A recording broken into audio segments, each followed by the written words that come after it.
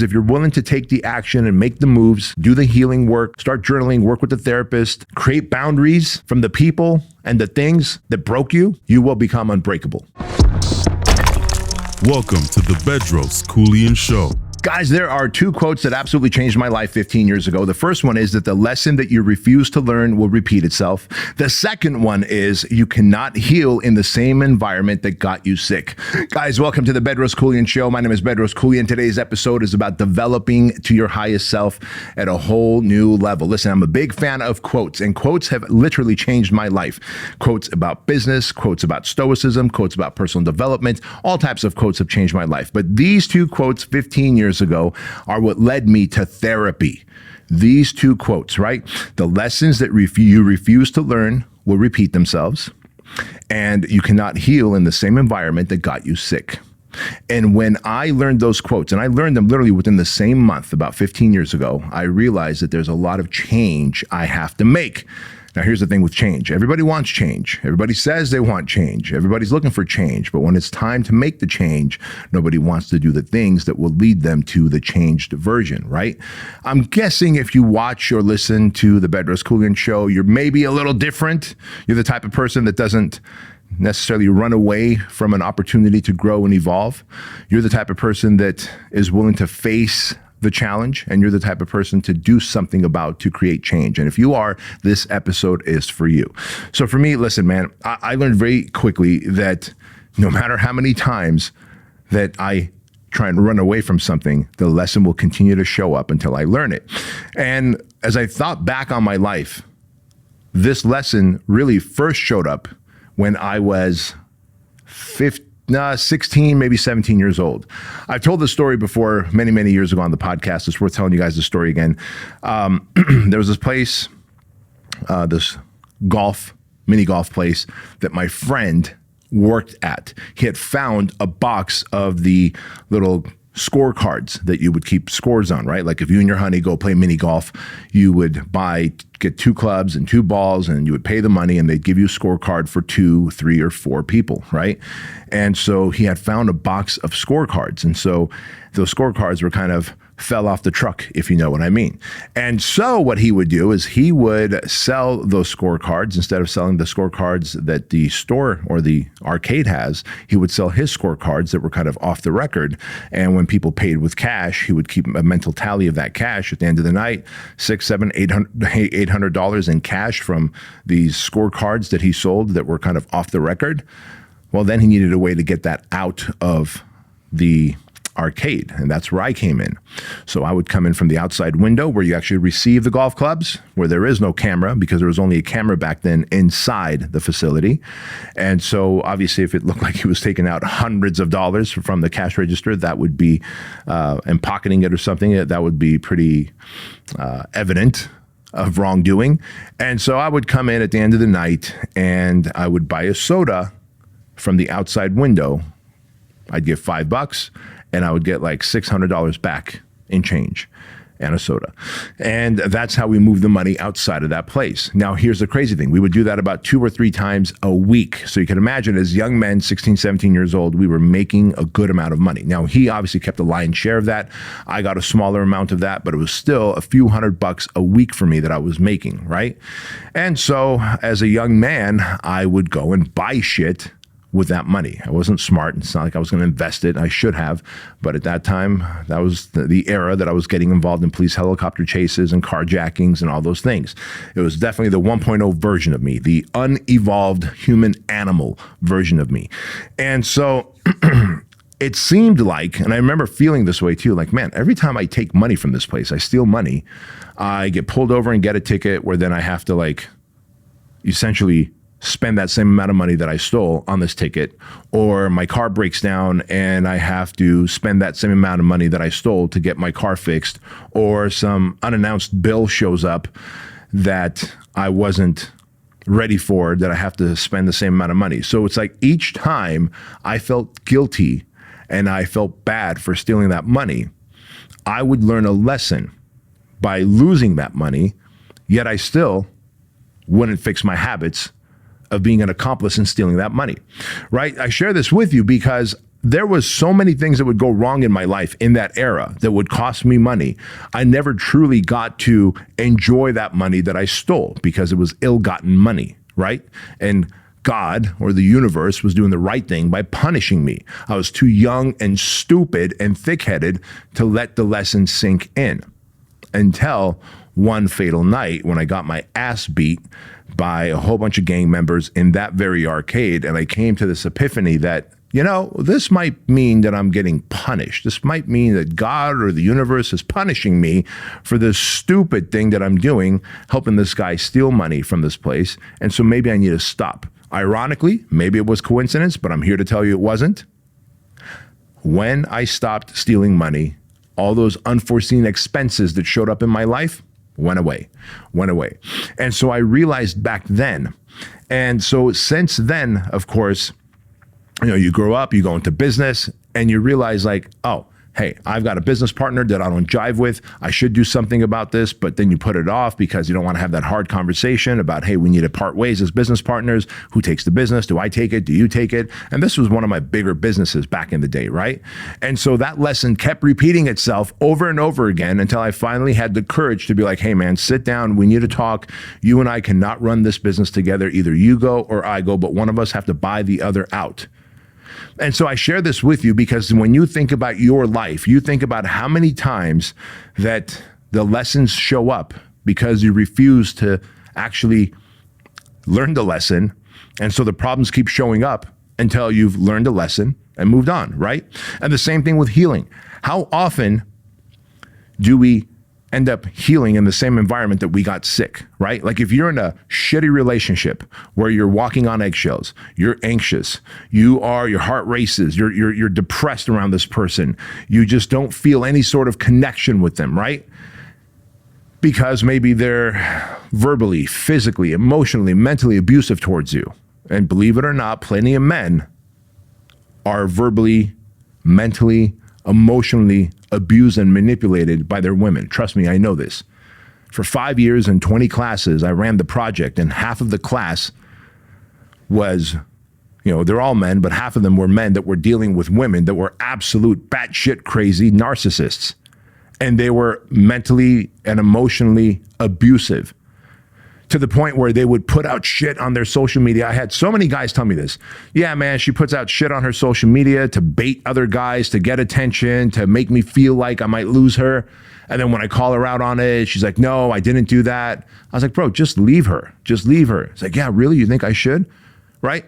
If you are hurt and that person's hurting you, leave them. They're not going to get any better. And if they're doing things and saying, no, I'm not doing that. I just put this out because I look good in this picture. Well, guess what? Send it to me. Send it to me if you look good in that picture, right? Don't put it out. And that's what I told these guys. And they're like, you make a lot of sense, B. Right? So anyways, so whether it's that or whether if like you're a woman listening to this show, because I know 7% of my audience, 7 or 9% of my audience are women. You're in a bad relationship. Like I used to know someone, this woman who was in a very bad relationship. Verbally abusive relationship, physically abusive relationship. It wasn't until 13 years of abuse went by and her young teenage boy got physically abused by the dad, her husband, that she finally drew the line in the sand. She thought she can keep making excuses for him. She thought that she would be able to heal in that same environment that got her sick. And that's not how it works, my friends. Right? If you're like, every time I drink, I seem to find problems. I find a DUI. I find a string of bad decisions that I made because maybe you can't control your inhibitions and you say something stupid or you do something stupid that you regret. You're like, okay, next time I drink, I'm just going to drink less. The lessons are going to continue. You cannot heal from your stupid alcoholic decisions until you stop the alcohol. And you only stop the alcohol when you stop putting yourself in the environment. So you see how lesson 1 and lesson 2 go hand in hand, right? That was my big epiphany. I had to stop hanging around with idiots that were robbing places, that were carjacking people, that were taking advantage of people for me to be able to heal into a better human as a young man. As an adult, I had to do the same thing. I couldn't hang around with losers who were business partners and then expect to have people speak positively of me. Those two ships don't ride together. Hey guys, quick interruption to the Bedros Keuilian Show. It is cold and flu season, and I want to make sure that you have a strong immune system and that your body is fighting off inflammation, because right now lots of people around you have the cold or flu, and you want to make sure that, one, you don't get it, and if you do get it, you want to get over it as quickly as possible so you can go back to dominating your day and stacking wins, right? So most of you out there are probably taking a whole bunch of supplements like vitamin C, vitamin D, echinacea, ginger, turmeric, astragalus, B12, zinc. And while all these things are great for building your immune system, one, they cost a lot of money, and two, the quality of the ingredients in here are not great. So I want you to throw all these away, and instead what you're gonna do is you're gonna get the Truline Everyday Wellness Shot. It tastes delicious, you can feel it working, you're gonna boost your immune system, fight off inflammation, have more energy, and keep your body hydrated, because we recently added pink Himalayan sea salt for sodium and potassium and magnesium to keep you hydrated. So here's an offer that you can't refuse. Go to Truline.com, use my name Bedros to get 50% off the Truline Subscribe and Save offer. Plus, you're gonna get free shipping and a 30-day unconditional money-back guarantee. This product is so good, such high quality, strong efficacy, and third-party tested that I want you to try it out at no risk. So use my name Bedros to get 50% off, plus free shipping and 30-day unconditional money-back guarantee. Now back to the show. And I share this with you because oftentimes you want change in your life, but you feel the pain is not great enough. Or maybe you feel that you're not worthy enough for the better version of that life that could be available to you. Or maybe you feel that if I shake things up, it's going to be too painful. And to some degree, you're right. The pain might be higher as you shake things up and you leave before it gets better. But trust me when I say it's worth it, right? Because if you are in a relationship, whether it's a personal relationship, a professional relationship, or if someone is mentally, financially abusive to you, they're holding money over your head. I can't tell you how many times I've heard this. And men are notorious about doing this. They'll be the breadwinner, but then they'll hold the money over the wife's head, right? Hey, you know, I make the money, and if you don't like it, the money can get cut off. Like, bro, don't tell your chick you want to be the breadwinner and you want her to stay home and you want her to raise the kids and you want her to provide peace and all this. But then inevitably, you guys are human. You are going to get in a fight, you know. And when you do, if you throw the money thing in her face, soon she's going to have so much resentment against you. She's going to be like, fuck, man, maybe I should just go out and get a job. If you're a man and you feel like a sense of responsibility to pay for her and your family, fucking do it with zero expectations. Now, obviously, if she's spending way out of line, because I've heard men say this too, dude, she's just spending way more money than I'm making, and I'm not saying a word about it. Well, you can have that conversation, but don't have it when you're angry because you're going to throw it in her face. Have the conversation by sitting her down and be like, hey, baby girl, we're making this, you're spending that. You can't keep doing that because I can't keep working overtime or creating more companies or more businesses, or like you're stressing me out. And teach her money etiquette, money intelligence, right? It's okay to do that. But when you hold it over her head, it's not. Now, why do I share this with you? Because you might be the person that she needs to leave, because you are using money as a way of control, right? Women use more covert tactics of controlling and manipulating. Men are more overt in the way they control and manipulate. Both are absolutely wrong. So anyways, why do I share this with you? Because if you want to learn the lessons and finally have these lessons stop showing up in your life, and if you want to create change and heal, you have to get out of the environment. And that means you have to go to war. You have to go to war. You have to go to war with this inner conversation that you're having in your head, that if I do this, what will people think? What if I rock the boat and then, my reputation suffers, or I lose family members because of it? Listen, I've lost family members. I've lost business partners. I've done everything I can in the last 15 years to optimize my health mentally, physically, emotionally, because I realize I only have a finite amount of time left on this planet, and I still have so much more work and servitude to do. I cannot have people around me that are negative, that are toxic, that are limited in their belief systems, who are going to stop me from achieving my goals, or who are going to be passive aggressive, or act entitled, or intentionally or even unintentionally sabotage my mission that I'm on, right? Because of their insecurities. I can't have that. So I have to go to war with every single person and every single thing that takes place in my head. It ain't easy going to war, because It's so much easier to look for comfort and complacency. It's so much easier to go, I'd rather stay with what I know, even though it's shitty and uncomfortable and it's not good for me, than go into the unknown and explore what I don't know and potentially experience more pain or frustration, or it's scary. I get it. Change is scary. But this is why you have to go to war. And so what do you do to go to war? I can tell you what I did. One, I started working with a therapist, right? You guys know the story. About 13 years ago, I had a massive panic attack, so big that I thought I was having a heart attack. I didn't even realize it was a panic attack. I thought I was having a heart attack, and I thought I was going to die on the spot. It wasn't until I went to the doctor, and the doctor's like, dude, you didn't have a heart attack. We tested you, you're fine. But what you had was probably a panic attack and anxiety attack. And if you don't fix the things that are giving you these panic attacks and anxiety attacks, you will have a heart attack soon. And so that's when the doctor put me on Xanax, because what do doctors do? They want to lean towards some kind of a pharmaceutical prescription, right? 5 days on Xanax, and I was like, dude, I don't want to do this. Like, I have no motivation. I have no drive. I also wasn't feeling anxious, but I still had no motivation and drive. So I called the doctor. I'm like, I want to get off the Xanax. What other drugs do you have? And to his credit, he's like, well, there's another drug. They're all going to make you feel the same way, kind of lethargic and slow and not motivated.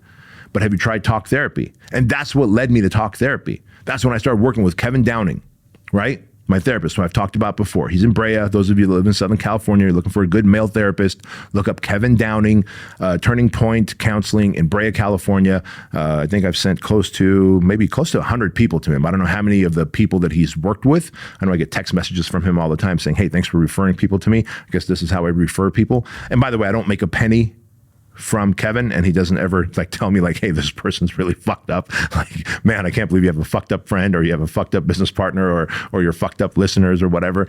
He just works with you guys, and he will heal you if you give him the time, right? And you got to do the work like I did. But I share this with you because it starts with doing some kind of therapy to realize that you can unwind the habits that got you into this position, right? Because what got you here isn't going to get you out of there. So you have to have someone who can help you unscramble your brain, your habits, your belief systems, and help you figure out what your next path would be. And then with that comes some journaling. With that comes some acceptance of your past. With that comes some forgiveness that you have to have of whatever took place in your life. In my case, there was, physical abuse and sexual abuse that led to being such a control freak and being so intense and angry and all these things, right? And I realized, wait a minute, I didn't do anything to attract being sexually molested by two older boys. The whole time I thought I did something, like it was my fault. And so I felt unworthy, unlovable. I felt like I could just be thrown away, like I was trash, right? When in reality, I was the one as a young boy, 4 or 5 years old, getting abused. See, a good therapist will help you figure that out. Journaling will help you figure that out. And when you do these things, it is painful. I remember plenty of times walking out of Kevin's office feeling like I was walking through molasses, because I was just my head was like in this fog, because like so many wounds get opened up when you're talking about things and you're processing through things that you put in the back of the mind, that you put in a box, you put far away, you don't address, and you think you solved through it. You didn't. It only pops up when you get in a fight with your business partner or your honey, or something happens and triggers you, and all of a sudden you're getting back to your emotional body, your trauma response. And you're like, I don't know why I freaked out like that. Well, because you never solved the problem in the first place. You just hid it. You avoided it. You just ignored it. To solve through it, to heal from it, takes a very different type of work. You have to go to war with the demons within. And if you are willing to do that, I promise you, you will learn the lessons and you will heal. And understand that healing sometimes takes leaving the environment, And it might literally be leaving the environment of work, because if you're in a bad work situation or bad business partnership, it might mean leaving the relationship. It might mean leaving the town that reminds you of the abuse or the lesser version of you. Truth is, I live about 35 miles away from Anaheim. When I go to Anaheim and certain parts of Santa Ana, where my memories of my youth were not so ideal, I don't feel good about myself. I just don't. So I try and avoid those areas as much as possible. So could you imagine if I still lived there in the environment, but I'm trying to heal? I had to move away. And it doesn't take much distance. But I had to move into an environment where like there's horses and cows all over where I live here. Much more peaceful, less city-like, just 35 miles away. And I share that with you because if you're willing to take the action and make the moves, do the healing work, start journaling, work with the therapist, create boundaries from the people and the things that broke you, you will become unbreakable.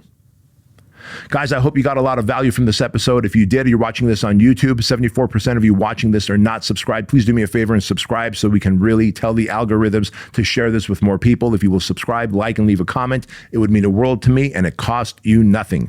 Above all, remember this, that average is the enemy, that success is your responsibility, and change can take place in an instant if you are willing to flip the switch. I'll see you next time.